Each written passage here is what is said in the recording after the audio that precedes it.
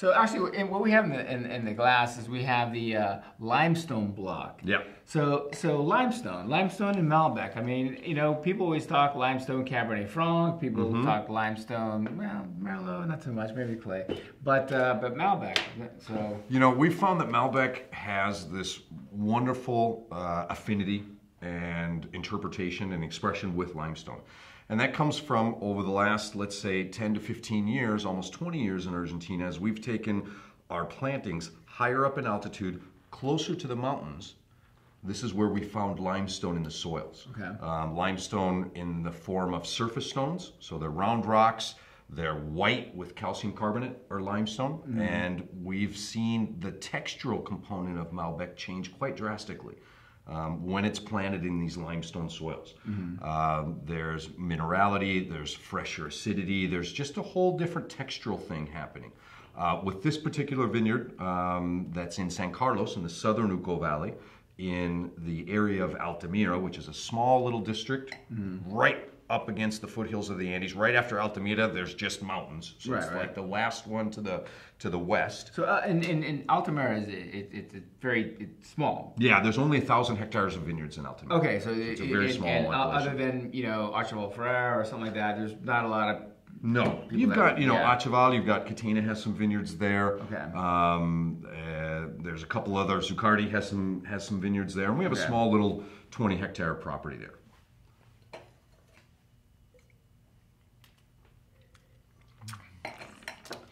Actually, you know, we tasted this wine earlier today.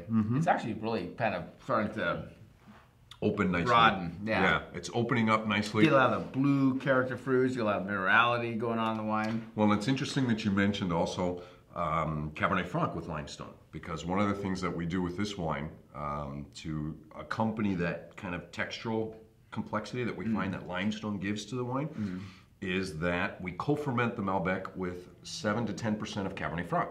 Really? And Cabernet Franc is from the same area, which we all know does wonderfully well in limestone. Right. And so it gives, the Cabernet Franc we feel gives a wonderful kind of aromatic push to the wine. Cabernet Franc, we at least find that when it's nice and ripe, it's very floral, has this nice herbal tone to it, and that really helps with the aromatic profile of the wine. Now, is there an impetus to plant Cabernet Franc or to graft Cabernet Franc into areas where you have a lot of limestone and you have yet that you know, because you're again, like California, you're blessed with great weather. Yes. You know, you got the mountains there, so you have water. Yep. You know, so lots of sunshine, moderate temperatures or cool. But warm days, cool nights. Yep. You know, so you can get Franc ripe. Yep. To plant more Franc in that area. We're very bullish on Cabernet Franc. Okay. My partner is a gentleman named Alejandro Sejanovic. He was vineyard director for the Catenas for 15 plus years, so that's how we hooked up working together. Oh. And Alejandro was the first person to plant Cabernet Franc in these limestone soils in Altamira and the southern Uco Valley. So he had some experiences in San Emilion when he was studying at Montpellier, getting his master's in winemaking, saw what Cabernet Franc was doing in the limestone at the top of the hills, and said, you know, we've got to do something with that. So he started this whole thing happening in the mid-90s, mid to late 90s, 96, 95 in there. And now we see quite a bit of Cabernet Franc being planted and people kind of picking up this varietal as something new and interesting, not only to be blended with Malbec, which it does very well, but we're also doing some single varietal bottlings of Cabernet Franc as well. Oh, fun. Yeah, so it's a neat little varietal for Argentina.